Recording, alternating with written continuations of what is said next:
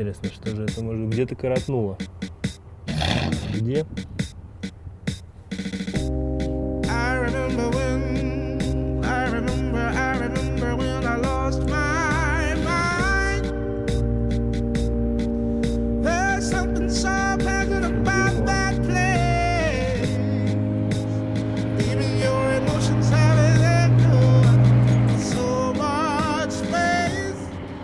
В общем, только мы радовались, что у нас ничего не происходит, как проблемы посыпались одна за другой.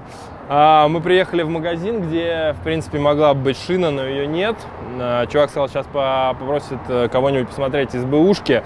Но, когда мы выходили посмотреть колесо, я увидел, что у нас идет дым из-под капота. И это не дым от чего-то механического, это горела электроника.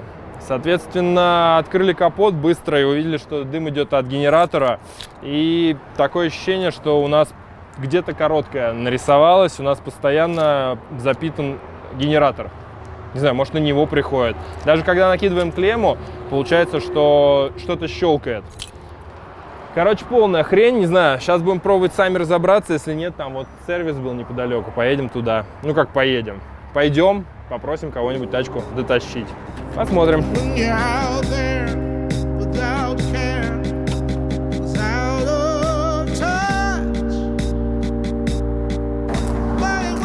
В общем, друзья, мы на такси доехали до магазина, где торгуют колесами, и купили примерно то же самое в нашем размере, чтобы два колеса, чтобы поставить на переднюю ось, поскольку вариантов у нас уже других нет.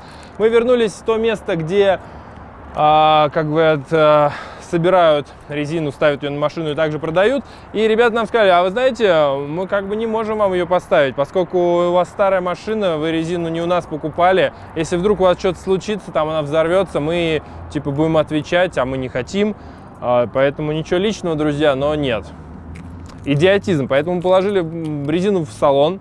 Поедем сейчас дальше в какое-то место, кто нам сможет ее поменять. Но проблема в том, что сейчас у нас генератор не дает зарядки. И мы поедем на одном лишь аккумуляторе. Короче, это полный дурдом, и наш квест начинает становиться все интереснее и интереснее. Но давайте попробуем хотя бы половину проблем решить и забыть о ней. Вот, в общем, заводимся и едем менять, поскольку до закрытия всего у нас осталось 40 минут. В общем, мы завели машину, у нас горит лампочка генератора, он заряд не дает. Слава богу, больше ничего не горит вроде как. Мы едем до ближайшего магазина, благо тут пару сотен метров. Ну, как магазин, это сервис. Они вроде как делают то, что нам нужно, поменяют резину. Опять же, не знаю, что они сейчас скажут. Последний раз, когда нас спрашивали про генератор, они нам сказали, что у них нет времени на это. Ну, давайте посмотрим. Потому что нам очень нужно убрать хотя бы эту проблему.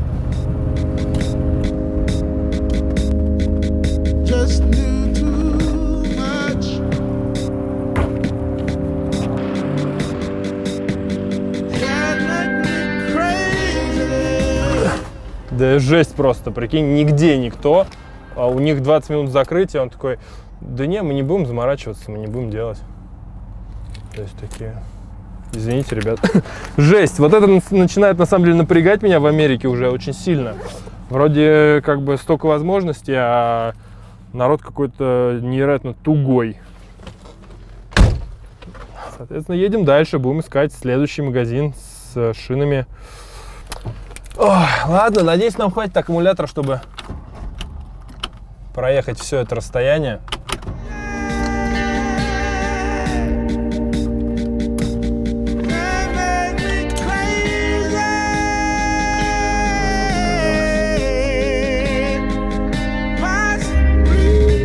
На секундочку, погасла лампочка. Либо она перегорела, либо тачка самоизлечилась, потому что она у нас периодически имеет свойство самоизлечаться, и у нас начало закрываться заднее окно само по себе. Мы разобрались с крышей, она работает. Вот, и я надеюсь, что все будет хорошо. И -1 мы не можем проверить никак.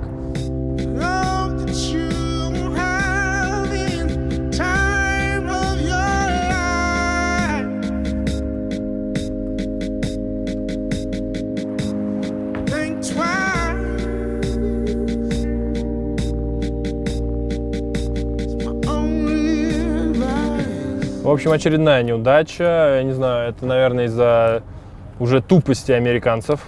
Они не хотят менять резину, которую мы не покупали у них. Я не знаю, почему. Эти же вроде сначала не хотели, потом согласились. Потом он пошел, типа, посмотреть, есть ли кто сможет это сделать. Посмотрел, сказал, что никого уже нет. Типа, время 5 часов, все ушли. Вот, поэтому я не знаю, что делать. У нас проблема появилась опять. У нас, когда мы подъехали, я заглушил машину, у нас опять загорелся генератор. Я не знаю, почему это происходит, херь какая-то. А ближайшее место, где нам поменяют резину, черт знает где отсюда. Оттуда мы уже точно не уедем потом, мне кажется. Поэтому придется, наверное, решать сначала проблему с генератором. В общем, в лучших традициях Red Legends Garage и по мотивам Roadkill Garage мы снимаем генератор, поскольку никто не берется сделать это на нашем Форде, все боятся как огня, казалось бы, да. Первая, наверное, забавная практика, то, что машина, казалось бы, распространена в Америке, можно починить в каждой подворотне, да, как у нас в России. А вот нет, никто не берется, все говорят, мы не возьмемся, мы не дадим гарантию, мы не сможем, мы не умеем, мы не занимаемся. И придется сейчас его тащить в номер, разбирать и смотреть, что же там случилось. Я надеюсь, что это что-то очень банальное, что мы сможем починить. В противном случае, я не знаю, мы встрянем тут дня на 3 и будем заказывать что-то из интернета.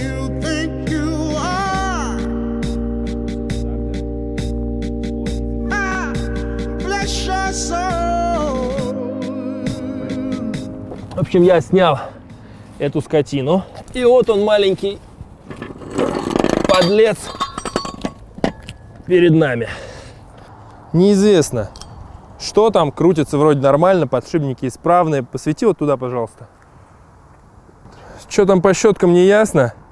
Соответственно, сейчас будем разбирать его дома и диагностировать. Я, кстати, очень надеюсь, что он все-таки разборный. Блин. Разберем его и будем смотреть, в чем же там дело. В общем, друзья, как бы это смешно ни звучало, мы сняли ближайший мотель, взяли в магазине винчика, чтобы согреться, поскольку мы пилили сюда пешком. Здесь нет ни Uber, ни такси, вообще ни черта. И сейчас положили на операционный стол пациента. Я вот его начал уже разбирать. Я надеюсь, сейчас с вами мы вместе узнаем, в чем же там дело. Ну, первая новость хочу, которую сообщить вам, что щетки в порядке. Поехали дальше, посмотрим, что внутри. Блин, вы знаете, по ощущениям все вообще с ним в порядке. Но, к сожалению, при проверке обмотки выяснилось, что у нас короткое замыкание внутри.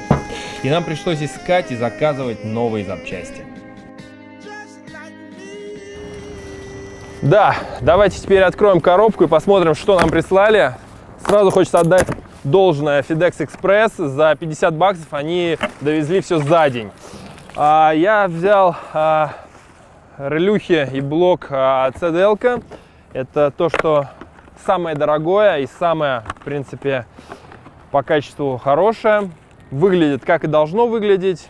В комплекте инструкция, с этим все понятно, но с этим тоже, в принципе, все понятно. Это даже пока можно будет не менять. Это реле-стартер, с ним у нас никаких проблем нет. Но в итоге, давайте сейчас к самому интересному перейдем. Это наш генератор. И первое, что мне... Он, по-моему, короче, да? Серьезно? Вот же, блин. Так, давайте достанем наш и посмотрим вообще на размеры.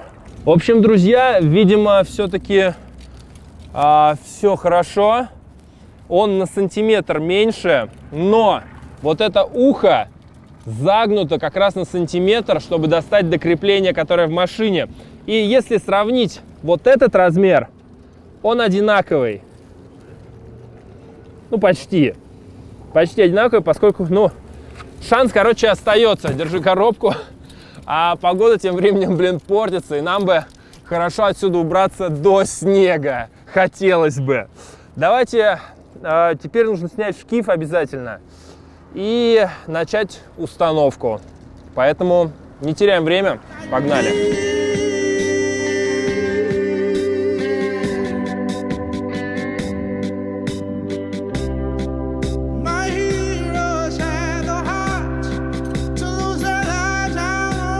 Чтобы снять шкив, что надо сделать? Конечно, постучать по нему.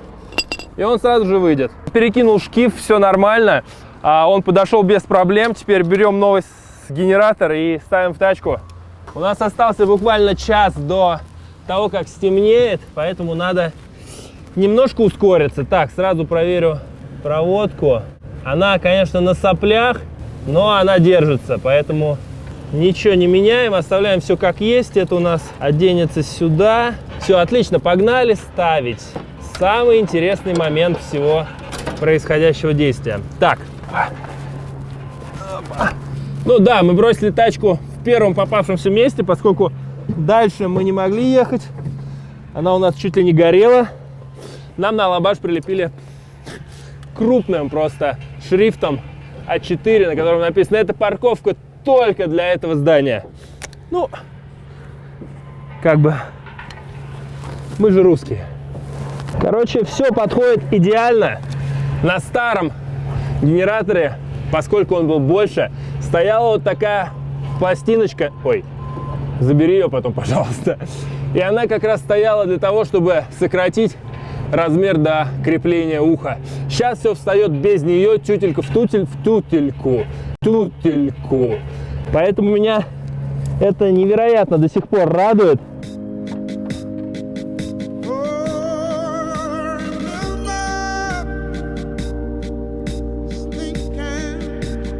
В общем, я подключил, друзья, проводку. Сейчас дотягиваю последнюю гаечку.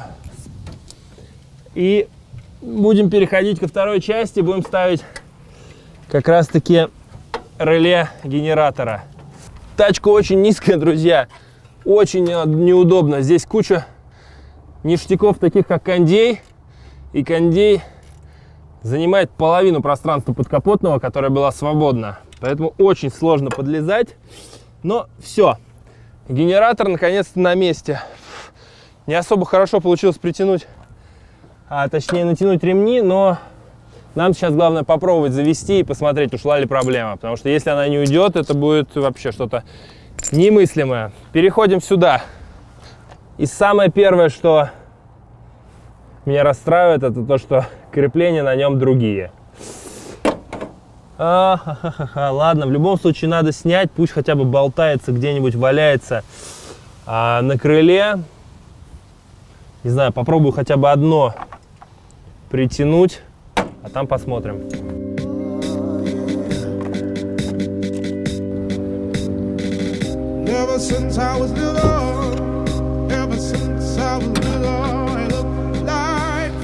Итак, друзья, мы успешно сделали это.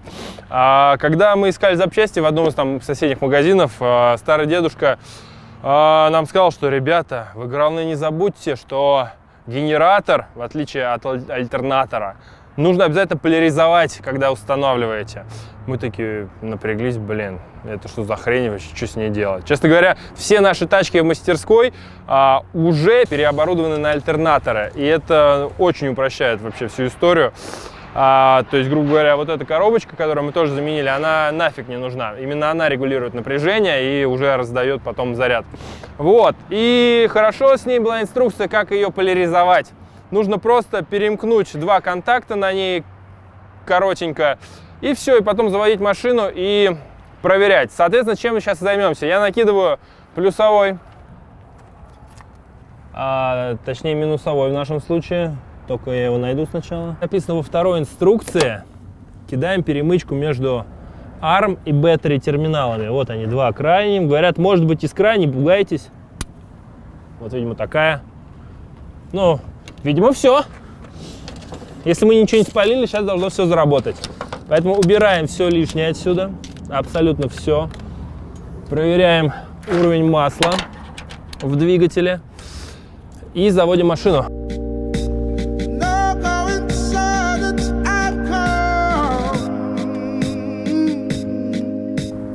Да, масло у нас по верхнему уровню. Ну, кстати, с маслом все хорошо, масло у нас не уходит. В отличие от коробочного масла. С коробочным маслом у нас проблемки, оно у нас вытекает куда быстрее.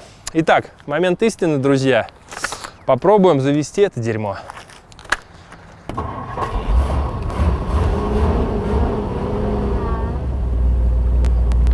У меня все равно лампочка генератора.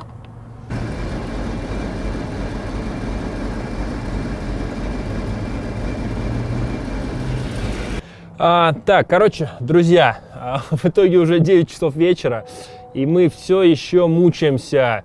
Мы поставили его, к сожалению, лампочка генератора так и горела. Я решил проверить все еще раз. Мы распустили всю изоленту, проверили все провода. Сейчас я меняю клеммники.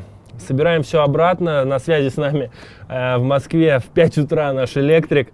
Помогает Денис нам во всем этом. Соответственно, я сейчас в данный момент подключаю обратно все провода. И мы будем пробовать все еще раз заново заводить машину и проверять все. Мы купили тестера. Мы, кстати, стоим в лучших традициях Roadkill около магазина. Some kind of a shop. И они работают до 9, все продавцы с нами, поддерживают нас. Мы подписали, не знаю, за наше путешествие, вот на сегодняшний момент человек 100 точно. Все очень круто реагируют, все берут визитки, сразу подписываются на Инстаграм, на Ютуб. Это круто. А здесь интересно тоже людям, потому что, ну, мне кажется, они считают, что мы психи, русские, заехали в такую даль на этом ведре. Ну, короче, это прикольно. Это опыт и, ну, не знаю, просто холодно, мы все на самом деле умотаны, но в какой-то момент мы реально кайфуем от того, что происходит, потому что, ну, это полная дичь, и додуматься мы только могли до этого, и это нам нравится. Вот, так что давайте посмотрим, что в итоге получится. Мы реально надеемся сегодня уехать отсюда, потому что, ну, сроки уже поджимают. Погнали.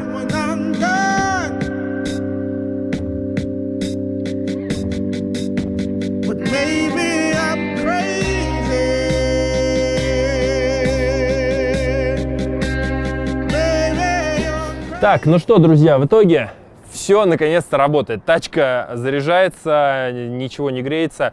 В итоге фишка в том, что вот это новое реле, которое мы купили, оно не рабочее. То есть мы поставили обратно старое, и все заработало. С этим тоже была ошибка. Машина не заряжалась.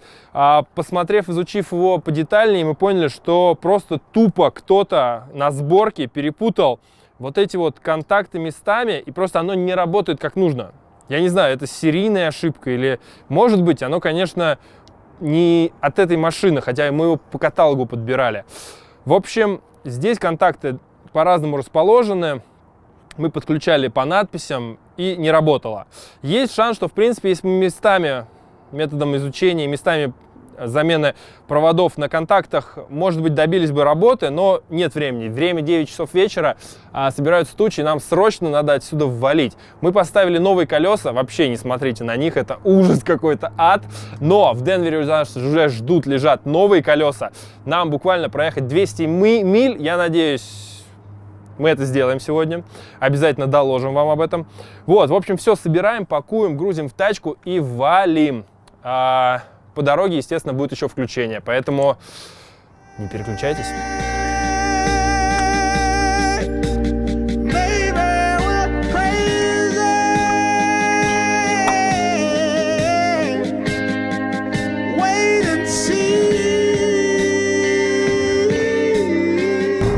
Итак, друзья, пока мы движемся в сторону Денвера, нам осталось 65 километров. Мы заехали в туннель и решили здесь записаться при хорошей освещенности. И туннель, причем уже мы едем минут 10, видимо, он последний наш бросок через горы, и потом будет уже попроще. Сейчас же на улице, думаю, минус 5 точно есть. На обочинах лежал снег, когда мы ехали. Снега по сравнению с тем местом, откуда мы выехали, ну, раза в 2 по ощущениям больше. И основное, что хочу заметить, по тачке никаких вопросов нет. С резиной вообще кайф. Она очень мягенькая, хорошо рулится. А вот, кстати, заканчивается туннель. Сейчас погрузимся во тьму. В общем, все хорошо. Мы проехали половину маршрута, и все окей. И темнота.